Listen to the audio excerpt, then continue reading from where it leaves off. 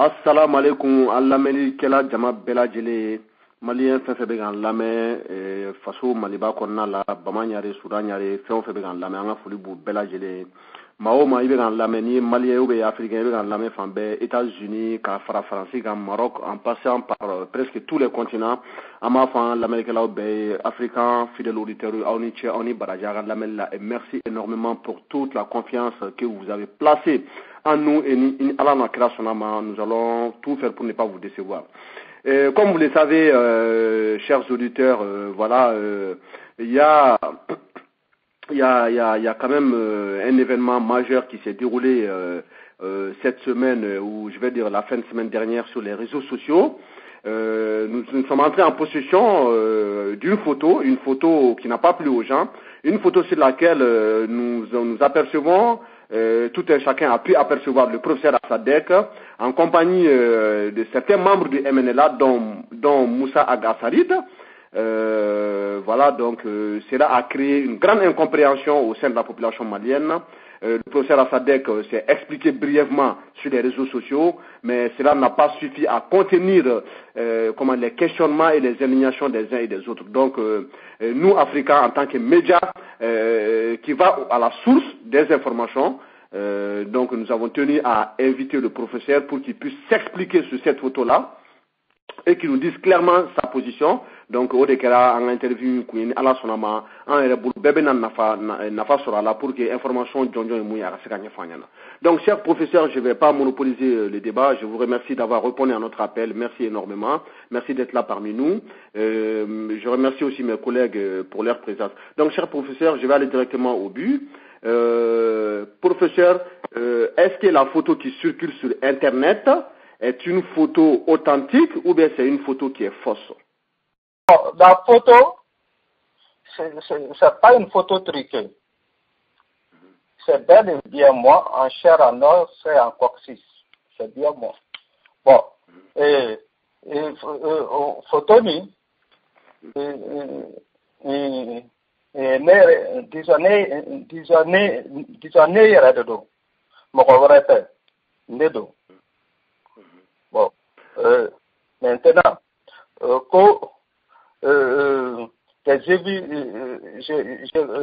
je comprends très bien la colère des uns et des autres. C'est très normal. Bon, je lis beaucoup de réactions. Les colères sont légitimes. Les colères sont très bien légitimes. Bon, dans quelles circonstances? Voilà, cher professeur, si vous me permettez, comme vous avez répondu à la première question, qui a été claire, nette et précise et sans équivoque, on va lever le voile. La photo, elle est bel et bien authentique, elle est réelle, et elle est de photo, une photo trucage, professeur, il est d'un côté, photo de l'eau. Oui, photo de l'eau. Ok, d'accord, ok. Donc, cher professeur, cela me permettra de vous poser une deuxième question avant de passer la parole à mes camarades. Je sais qu'on a beaucoup de questions à vous poser, mais bon, on va essayer d'être bref, précis et très rapide et avoir des questions à nos réponses. Professeur, de photo à côté de Moussa Agasarid du MNLA et des autres membres du MNLA avec le drapeau du MNLA.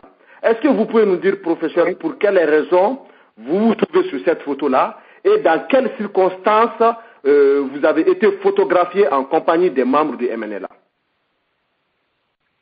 Bon, d'abord, l'événement n'a pas été organisé par le MNLA. J'ai lu l'invitation sur Facebook, les Amaziques. Bon, j'étais à Paris.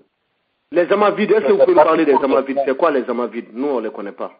Les Amaziques, c'est une association des Berbères. Les Berbères, c'est une généralisation, ça contient les Touaregs, les Kabyles. Les Berbères couvrent une partie, tout le Maroc, une partie de la Mauritanie, une partie, le nord du Mali, l'Algérie, la Libye, la Tunisie, le Maghreb, quoi, ils sont éparpillés. Donc c'est l'association des Amaziques qui a pris l'initiative d'organiser un meeting pour soutenir pour soutenir la position du MNLA. Bon, j'étais parti par curiosité. Mes enfants, mon fils, chez lequel... Donc, cher professeur, excusez-moi pour plus de précision. Vous nous précisez que les Amavides ont organisé cette marche pour apporter leur soutien au MNLA. C'est pas une marche, c'est un meeting. Ah, c'est un meeting. Donc, c'était un meeting en faveur du MNLA. Oui, en faveur du MNLA, pour soutenir le MNLA. Ok. Bon, par curiosité, je suis parti au moins pour découvrir cette association. Ça, c'est pour mon information. J'étais parti pour ça. Et maintenant, j'étais à l'écart. Zamazik m'ont convié au présidium. Et je leur ai dit non, que moi, je ne suis pas un membre du MNLA, je suis venu voir. Ils ont insisté, je me suis laissé aller. Mais tout en leur disant que je ne veux pas apparaître sur les photos, ni sur les vidéos. Hein? Bon. À ma grande surprise, d'abord, la photo a été partagée par le président des Amaziques. Ramous Agassari l'a partagé. C'est venu à mon niveau. Moi aussi, je l'ai partagé en mettant, en disant que, bon, comme j'utilise beaucoup de l'humour, j'ai dit comme des Mali, disons IBK, acceptent de signer, hein? La majorité des Maliens ne veulent pas signer. Moi, je suis avec ceux qui ne veulent pas signer. Et comme le MNLA ne veut pas signer, je suis avec eux. C'est ce que j'ai écrit. Bon. Maintenant, ça a été mal interprété. Au fait, j'ai commis deux grosses erreurs qui sont même des fautes. C'est que je ne devais pas participer à cette manifestation, d'abord. C'est la première erreur. Je ne devais pas me laisser photographier et je ne devais même pas partager cette vidéo pour susciter des débats. Ça, c'était la faute. C'est ça, j'ai péché là-bas. D'accord. Et que vous avez fait des photos qui ont été partagées, été fait mais que Moussa Agassari des photos partagées, à ma vie de présent à partager, et qu'après ERF n'a partagé. Et tu as fait des photos qui ont partagé, parce que de toute manière, hein, envoyé. Donc c'est mieux que moi-même je partage. Au lieu de partager au cahier. Je veux moi-même partager. Hein? Suite à la publication de la photo, il y a eu comme un buzz.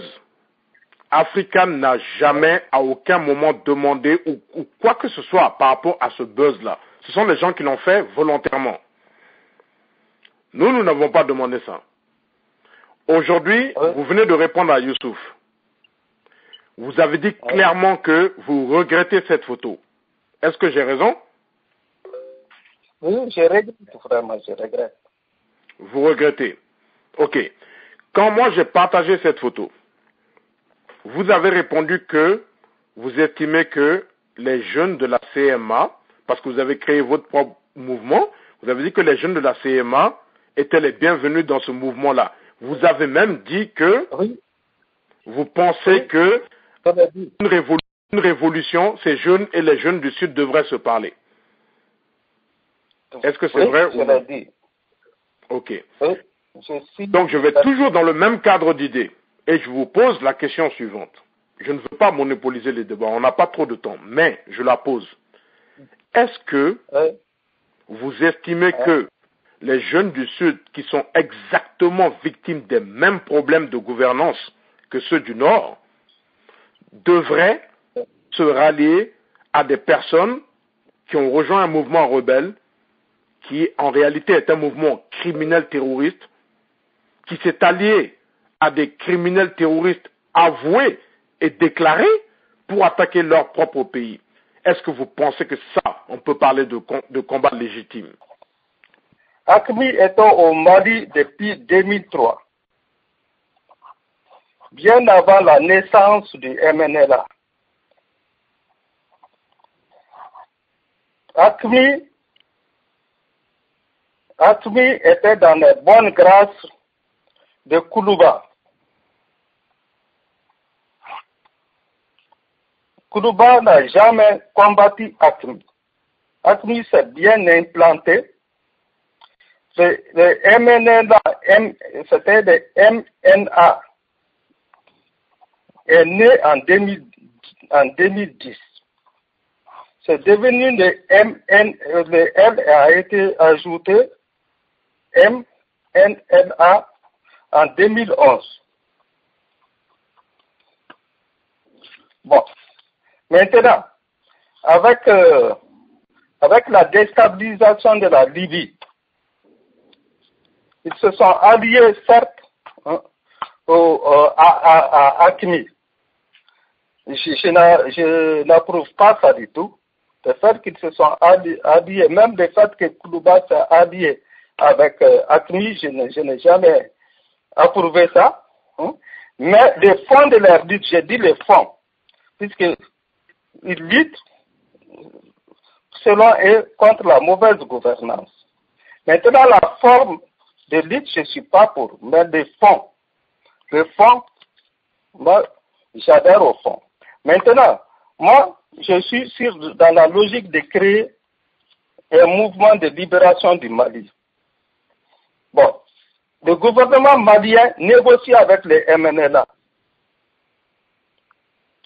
Et le gouvernement malien même s'est précipité à paraffer les accords avant les MNLA. Pourquoi moi je ne vais pas approcher les MNLA pour le récupérer pour mon mouvement ou bien la SEMA? Moi, je n'ai aucune duplicité. Je ne suis pas MNLA, mais je vais utiliser tous les moyens, même s'il faut partiser avec les diables, pour combattre la mauvaise gouvernance. Moi, je le ferai. Maintenant, le MNLA a été réussi à Koulouba par Djangouna. Djangouna a même prié derrière eux. Ils ont été réussis par Ibeka a été les voir même à Kidal. Et il a pris la partie de HCIA. Le HCIA est à l'Assemblée. Pourquoi vous ne diabolisez pas ceux qui ont approché ceci avant moi? Comme moi je suis un Touareg bontain, on crie haro sur le baudet. Ça, je ne peux pas comprendre ça. Je ne peux pas comprendre. Il y a ici un délit de faciès. Et puis, tant qu'il y a la haine, tant que la haine habite dans nos cœurs là, dans nos cœurs, la haine ne peut rien résoudre. Le MNLA aujourd'hui, que vous le voulez ou pas, c'est un partenaire pour la paix. Pourquoi on m'interdit d'approcher les MNLA? Laissons même la considération du fait que j'ai des proches parmi eux, on laisse ça de côté. Pourquoi on m'interdit d'approcher les MNLA? Et puis, moi, je ne suis pas devant une cour, je ne reproche rien. Maintenant, si les gens sont choqués, sont trahis, je suis désolé. Je suis désolé, alors. C'est tout ce que j'ai à dire par rapport à ça. Vous dites que vous n'approuvez pas la méthode du MNLA. La méthode du MNLA, c'est quoi? C'est d'avoir pris des armes contre l'armée malienne, contre le peuple malien, pour faire éducation. revendication. Dans cette revendication, il y a plusieurs choses. On ne va pas rentrer dans les détails, on en a parlé, tout le monde est au courant qu'ils veulent l'indépendance, qu'ils veulent l'autonomie. Ils ont reproché beaucoup de choses au gouvernement malien. Comme l'a dit Kasdoumia, comme l'a dit vous-même, les combats des jeunes du Nord comme du Sud sont tous légitimes, à savoir le développement du Mali, la lutte contre la corruption, une éducation de qualité, une santé de qualité, des infrastructures, une autosuffisance alimentaire. On est tous d'accord que les problèmes, même si les gravités ne sont pas exactement la même chose, mais tous les Maliens ont les mêmes problèmes, presque. Donc, chers professeurs, vous désapprouvez la méthode des MNLA. Parce que les MNLA ont pris des armes contre des Maliens, ils ont tué des Maliens, ils ont tué des militaires maliens, ils se sont associés avec le diable qui est AQMI, même si AQMI était là, excusez-moi du terme, mais même si AQMI était là depuis 1900, ils se sont quand même associés à AQMI en 2012-2013. Ça, c'est un fait qui est là. Et ils ont attaqué les positions de l'armée malienne ensemble. Donc, quand je vous demande de ne pas faire de double discours, chers professeurs, quand vous dites que d'un côté, vous n'approuvez pas la méthode des MNLA, et que vous dites que le gouvernement malien qui approche les MNLA, et que pourquoi vous, en tant que professeur à SADC, vous n'avez pas approché les MNLA, et vous avez encore dit que pour faire fructifier, ou bien pour faire avancer votre nouveau mouvement que vous voulez mettre en place, vous êtes prêt à pactiser avec le diable. C'est vous qui l'avez dit, pactiser avec le diable pour déloger les mafieux qui sont à Koulouba. Donc, chers professeurs, d'un côté, vous n'approuvez pas la méthode du MNLA, qui prend des armes et qui tue, qui est criminelle, malgré les revendications que chacun de nous peut avoir contre le gouvernement de Koulouba, contre les mauvaises pratiques, pas seulement le gouvernement de Koulouba, toutes les mauvaises pratiques qui se passent dans la société malienne, nous sommes tous contre cela. Quand vous dites que vous désapprouvez cette méthode du MNLA et que d'un autre côté, vous dites que vous êtes prêt à les utiliser, même s'il faut que vous pactisez avec le diable pour faire avancer votre mouvement, et que vous dites que nous ne diabolisons pas le gouvernement et que c'est vous qu'on diabolise, mais chers professeurs, je suis désolé, nous ne sommes pas là pour diaboliser le gouvernement, mais nous sommes là pour apporter des critiques constructives. S'il faut qu'on tape sur le gouvernement pour les critiquer, on va les critiquer. On doit critiquer la société civile, nous-mêmes on nous critique nous-mêmes, on s'autocritique. Donc le gouvernement, je trouve que le gouvernement est dans son rôle d'approcher les rebelles. Vu que le Mali n'a pas pu avoir une solution à travers les armes et qu'il a été obligé de demander de l'aide internationale pour venir nous aider, donc forcément, il y a des règles sous lesquelles le Mali doit évoluer. Et l'une de ces règles-là, c'est de passer par les négociations. Tu ne peux pas négocier avec quelqu'un tant que tu n'es pas en contact avec la personne. Donc je trouve que c'est tout à fait normal, légitime que le gouvernement discute avec le MNLA. Le gouvernement, il est dans son rôle et vous êtes une personne privée. Vous n'êtes pas le gouvernement. Donc vous ne pouvez pas comparer les deux cas. Ça, c'est mon avis et ça n'engage que moi. Donc, je trouve que vous êtes toujours dans ce double langage qu'on ne comprend pas forcément. D'un côté, vous les condamnez, d'un côté, vous n'êtes pas avec eux, mais vous êtes quand même prêt à les utiliser, vous êtes quand même prêt à aller discuter avec eux. C'est pour ça que nous vous demandons de clarifier votre position. Mais vous dites que je suis avec les MNLA parce que les MNLA a pactisé avec AQMI. Mais le Mali a pactisé, le gouvernement malien d'ATT a pactisé avec AQMI avant de MNLA. Dans ce cas, il faut réunir aussi le gouvernement. Mes chers professeurs, ce n'est pas la population malienne qui a pactisé avec AQMI, ce n'est pas la population. Vous avez dit le gouvernement, mais ce n'est pas la population. Le gouvernement malien, qui a élu le gouvernement malien? Qui a élu le gouvernement malien? Disons, pas le gouvernement qui a élu IBK ou ATT, c'est pas le peuple malien. D'accord, ok, cher professeur. Donc, moi, je ne vais pas monopoliser le débat. C'est le peuple malien qui a élu, c'est le peuple malien qui a élu ATT ou IBK. C'est le peuple malien et tout acte qu'il pose, c'est au nom du peuple malien. Donc, ils ont pactisé avec AQMI au nom du peuple malien. Mais le peuple ne peut pas être d'accord aussi avec son gouvernement. On est d'accord, le peuple ne peut pas être d'accord non plus avec les MNLA. Je ne suis pas aussi d'accord avec les MNLA qui a pactisé avec AQMI. Mais le MNLA, ce n'est pas le gouvernement du Mali, cher professeur. Le MNLA, ce n'est pas le gouvernement du Mali. Oui. Voilà. Oui. Ok, donc cher professeur, on va pas faire que vous le voulez ou pas, C'est un État voyou. Ok, il n'y a pas de problème. Le Mali est un État voyou, il n'y a pas de problème. Nous avons compris votre point de vue. Donc, Ibrahim Togola, je te laisse parler comme on n'a pas assez de temps. Allez-y. Merci bien, Youssouf. Bonsoir, professeur. Avant de passer à ma question, je vais revenir sur votre dernière phrase.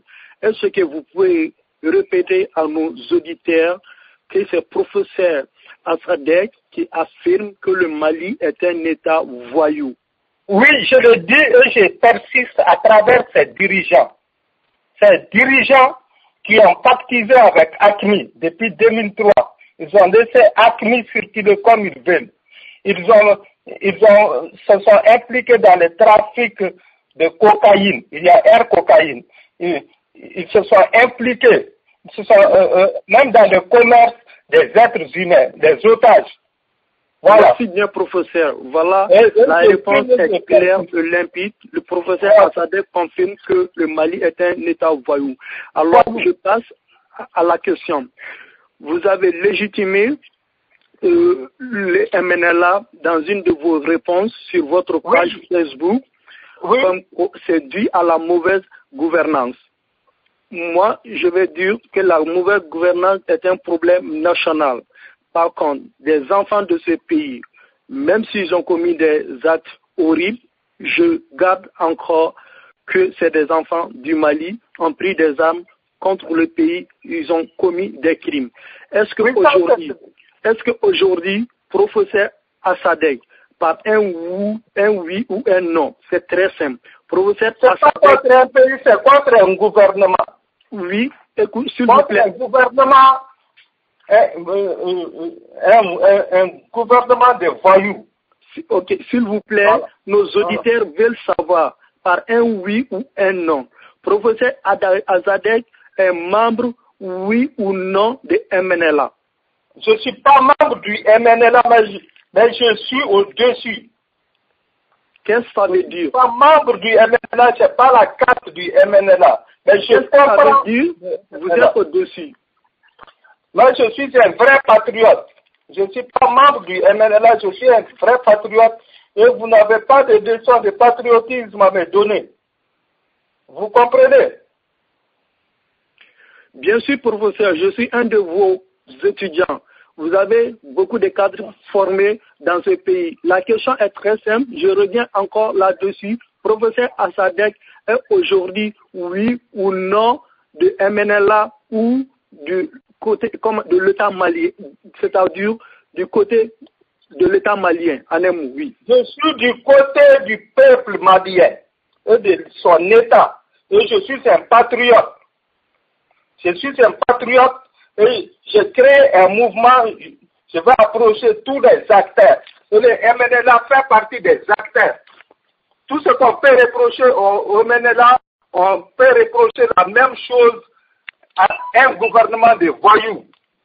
Mais le peuple est contre le MNLA, cher professeur. Le peuple malien est contre le MNLA. Si vous êtes du côté du peuple malien, vous ne pouvez pas dire que vous allez utiliser le MNLA pour votre mouvement. Le peuple malien est... Le peuple malien est contre le MNLA, cher professeur. Le peuple malien est manipulé par les médias comme vous. Le peuple malien est manipulé par les médias. Oui, mais cher professeur, hormis les manipulations des médias, ce qui n'est pas tout à fait avéré parce qu'on n'a pas les preuves, est-ce que vous êtes d'accord avec nous que le peuple malien est contre le MNLA et le peuple malien l'a toujours démontré à travers des manifs, à travers des prises de position, à travers des marches? Le MNLA a une base. Le MNLA a une base. Donc il ne faut pas parler au nom du peuple. Les gens parlent trop au nom du peuple. Hein? Il faut faire. Nous avons vu le peuple manifester à plusieurs reprises contre les MNLA, cher professeur. Je vous dis une chose là. La plupart des Maliens ne sont pas consultés. Hein. Personne n'a consulté qui que ce soit. Il y a des marches, d'accord. Ce n'est pas des marcheurs, quelques milliers de marcheurs qui représentent le peuple. 14 millions. Est-ce qu'on a interrogé les 14 millions? Mes chers professeurs, vous êtes convaincus que mes chers professeurs, je suis d'accord avec vous, les Maliens n'ont peut-être pas la culture du militantisme, mais tout le monde sait, c'est un fait qui est là, le peuple malien est contre le MNLA, cher professeur. À quel titre chacun de nous se doit des droits des peuples? Peut-être IBK peut parler au nom des 77% des minorités, disons des 3 millions de Maliens qui ont voté. Peut-être il peut parler au nom de ceci. Nous sommes 15 millions. On sait comment les élections se passent. On sait très bien comment les élections se passent. Mais cher professeur, là nous ne parlons pas d'élection. Là, non, cher professeur, s'il vous plaît, j'aimerais juste, on va calmer le jeu. Il y a pas, je vais vous laisser parler, vous aurez tout le temps de vous exprimer. Moi, je veux juste que vous me laissez parler juste pendant 30 secondes. Je vais être très bref. Je vous laisse parler, après je passe la parole à mon collègue Bloco qui est là et qui attend en ligne. Cher professeur, vous dites que vous êtes du côté du peuple malien. Et ce peuple malien est au nombre de 15-16 millions d'habitants. Cher professeur, n'en doutez point, je ne suis pas un géographe ni, je ne sais pas moi, je ne suis pas là pour faire... bon, bref, on va pas jouer sur les mots, mais tout le monde sait que le peuple malien, en majorité, est contre le MNLA. Le peuple malien, qu'il se lève ou qu'il marche ou qu'il reste à la maison, le peuple malien est contre le MNLA. IBK a été élu pour trouver une solution à la crise du Nord. Est-ce que vous avez fait un référendum pour le savoir? Mais cher professeur, c'est ça, vous avez négocié avec le MNLA. Pourquoi vous avez accepté que le gouvernement négocie avec le MNLA? Pourquoi? D'accord, ok. Et la dernière une dernière question, la dernière question, s'il vous plaît, professeur, est de savoir aujourd'hui, à ce moment où on vous parle, de quel côté vous vous trouvez? Du côté du Mali ou du côté du MNLA? Ni l'un ni l'autre, je suis du côté du peuple. Du côté du peuple. Le peuple est entre deux malfrats, le MNLA et le gouvernement actuel. C'est deux malfrats que moi je veux combattre. En cas Doumbia, si je peux parler un peu plus fort, compte tenu des moyens techniques, donc pour qu'on puisse vous recevoir. Donc allez-y, Cass. Donc première chose, c'est par rapport à ce que Ablo vient de demander. Quand elle a dit au professeur, est-ce que vous êtes du côté du Mali ou bien est-ce que vous êtes du côté du MNLA? Le professeur a eu une réponse extrêmement claire. Il faut que ce soit clair dans l'esprit de tout le monde ici. Il a dit ni de l'un ni de l'autre. Il a dit il est pour le peuple. C'est important de qualifier qui est ce peuple. Je l'ai dit tout à l'heure. L'enregistrement, vous l'avez peut-être, mais j'ai dit tout à l'heure, il y a une différence entre ce peuple-là qui souffre, qui lui veut s'en sortir face à ces deux ennemis, et le peuple qui lui accepte le fait qu'une partie du peuple aille avec des criminels pour pouvoir défendre je ne sais quoi de légitime. Le MNLA a fait le choix d'aller avec des criminels pour défendre ce que le professeur lui-même a appelé de légitime. Je reviens toujours à mon point et à sa réponse. Il a dit le combat de ces jeunes est légitime. Non. Le combat de gens qui vont s'associer avec le diable pour attaquer leur pays ne peut pas être légitime. C'est impossible. Ceux qui ont été complices de ceux qui ont coupé des mains à Tombouctou, à Gao, à Kida, ne peuvent pas être légitimes. Ce sont des gens égarés. Professeur, est-ce que vous m'entendez? Je veux vous poser oui, je vous entends, je vous entends. Merci beaucoup, merci. Je veux vous poser une question.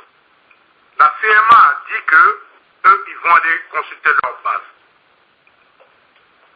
Est-ce que vous pouvez me donner le nom d'une seule ville autre que Kidal où ils ont été consulter cette base-là? Si vous en connaissez, s'il vous plaît, dites-le nous ici. Et je vais aller plus loin après. Bon, d'abord, je ne suis pas de la CEMA ni du MNLA. Je suis mal placé pour répondre à cette question. Mais j'ai posé les mêmes questions au jeu. J'ai dit au nom de quel peuple vous parlez. Et le peuple de Kidal, ou bien le peuple de Gao, ou bien le peuple de Tombouctou. Ils m'ont dit qu'ils ont convié les notabilités. Il y avait des notabilités de Gao, les notabilités de Tombouctou, les notabilités de Kidal, qui se sont réunis à Kidal. Il y a eu des délégations, il y a eu même des délégations des réfugiés. Non, vous et moi savez, non, mais nous savons tous les deux, vous et moi, que c'est un mensonge. Ils ont choisi 2-3 personnes pour essayer d'avoir une représentativité. C'est ça qu'ils ont fait. Vous le savez. Mais, comme vous avez dit vous-même, vous n'êtes pas du MNLA, donc vous ne pouvez pas répondre à cette question. Donc on va dire, la question reste avec un point d'interrogation. Maintenant, je vais vous poser une autre question, qui est très importante. Vous qui avez dit très clairement devant nous ici, que vous ne savez pas si vous êtes d'un côté ou d'un autre. Alors, est-ce que vous pouvez me dire de qui est représentatif de MNLA dans le nord du Mali? Il revendique, attention, je n'ai pas fini, hein, il revendique 3 régions. Kidal, Tombouctou, Gao. Est-ce que vous-même, qui êtes un mathématicien, qui êtes un Malien, qui connaissez très bien le Mali, pouvez me dire qui le MNLA représente réellement dans ces 3 régions? C'est très important. Et j'attends votre réponse pour poser ma question. Disons d'abord, sur quelles statistiques CAS se base pour dire que tel ou tel est minoritaire. Je crois que pour trancher ce problème-là, il faut passer par le référendum.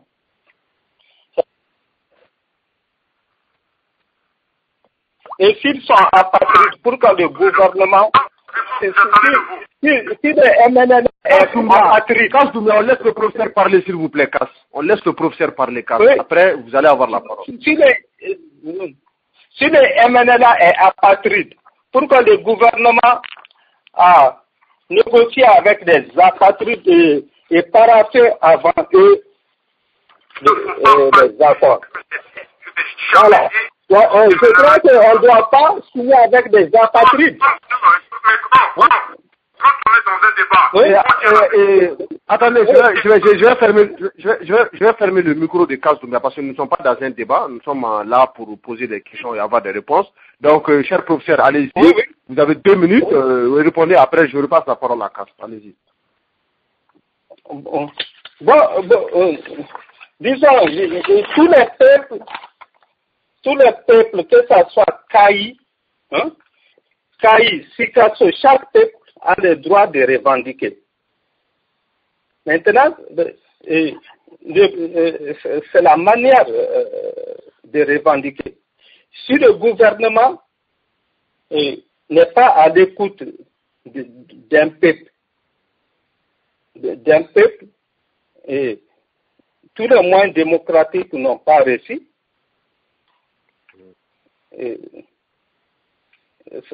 ça c'est autre chose. Mais la violence, quand même, ça doit être le dernier recours. Donc, je vais passer la parole à Cass Doumbia. Je vais rouvrir son micro. Donc, c'est pas la peine attiser la haine. Ok, cher professeur, comme ça. D'accord, ok. Donc, on va laisser Cass parler une dernière fois. Donc, Cass, allez-y. Le professeur vous a répondu, vous avez la parole maintenant. Les mêmes personnes ont été reçues par Ibeka, que les mêmes personnes ont été reçues par Djonguna, mais ça, c'est des histoires. C'est pas parce que, sous prétexte de négociations officielles, nos présidents reçoivent ces gens-là. C'est pas pour ça que lui, en tant que professeur, doit s'afficher avec eux et nous dire que lui, il estime qu'il est entre eux et le peuple malien. Quand même, arrêtons cette hypocrisie. Et vous adhérez tous à ça, et vous me dites, tais-toi, je ne me tais pas, je dis la vérité.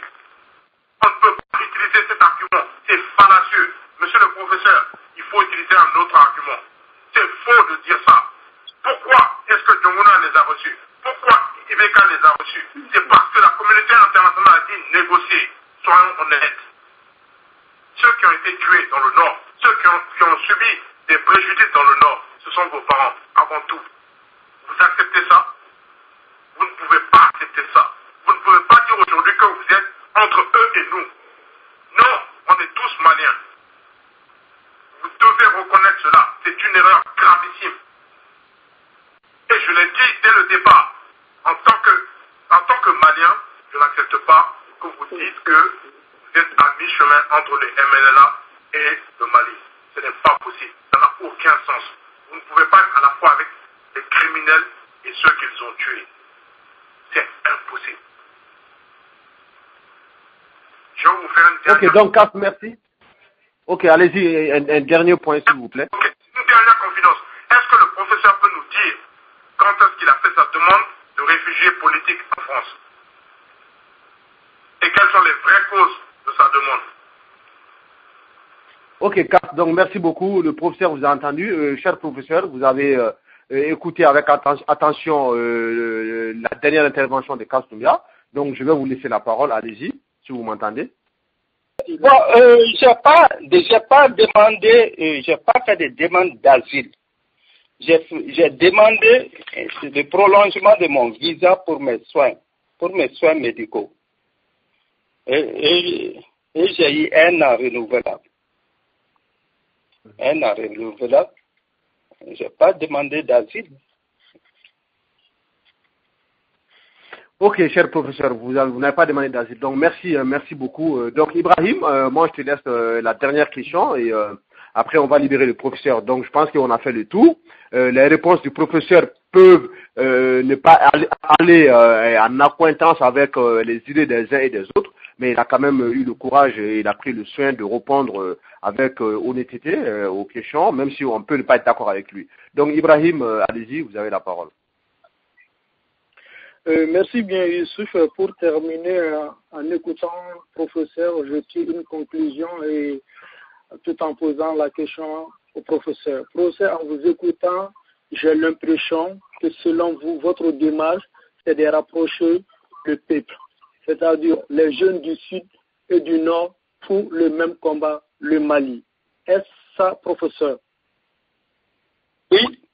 D'accord, professeur. Maintenant, je veux savoir, vous avez eu le temps de parler avec nos frères de MNLA. Malgré ce qu'ils ont fait, ils sont nos frères. Vous avez des neveux, des cousins, et d'après ce que nous avons appris, même votre fils parmi eux. Est-ce que vous pouvez dire aujourd'hui aux Maliens si vous avez trouvé avec ces jeunes pour qu'ils reviennent dans la République? Est-ce qu'ils sont prêts aujourd'hui, après vos conseils, de retourner dans la République en déposant les armes pour unifier le Mali à jamais? Qu'est-ce que vous avez reçu de ces jeunes professeurs? Bon, de toute manière, ils finiront par revenir dans les girons de la République. Ils n'ont pas d'autre choix. Mais est-ce que vous avez trouvé une réponse claire de leur part? J'ai mis emploi pour les convaincre. Pour le moment, il y a une crise de confiance entre ces jeunes et les autres. Il faut que la confiance s'établisse entre ces jeunes qui ont pris des armes et le gouvernement malien. Et puis, il faut que les peuples aussi, les populations se réconcilient. Il faut de réconciliation, il faut dépasser l'aspect de faciès. Il faut dépasser tout ça et puis mettre fin aux amalgames. Oui. Merci bien, professeur. Mais pour finir, qu'est-ce que vous proposez concrètement aux deux partis? Nous avons aujourd'hui le peuple malien que vous séparez du gouvernement, mais moi je pense que le peuple malien soutient le gouvernement malien. Qu'est-ce que vous avez à proposer aujourd'hui entre le gouvernement malien et les enfants du pays égarés qui ont pris l'arme contre leurs frères? Qu'est-ce que vous avez à proposer en tant qu'homme public, écouté et respecté par le peuple? Bon, d'abord, je ne peux pas dire que le peuple est d'accord avec le gouvernement, puisque dans la majorité, la société civile a rejeté les accords, la jeunesse a rejeté les accords, et l'opposition a rejeté les accords. Et le gouvernement a paraffé sans les belligérants. Donc on ne peut pas dire que le peuple est avec son gouvernement. Dans votre réponse, vous avez bien dit que l'IBK et ATT ont été élus par le peuple malien. Alors, je disais, donc, le peuple malien soutient son gouvernement. Et qu'est-ce que vous avez à dire aujourd'hui entre les frères du MNLA égarés qui ont pris les armes contre le peuple malien et le gouvernement? Quelle est la solution du professeur Assadek, aujourd'hui homme politique, public, écouté et respecté par le peuple malien? Bon, d'abord, il faut rectifier, ils n'ont pas pris les armes contre un peuple, mais contre un système. Et pourquoi? Ils n'ont pas pris les armes contre le peuple, contre un système. Mais pourquoi? Professeur, est-ce que vous soutenez aujourd'hui le fédéralisme ou l'autonomie du nord du Mali?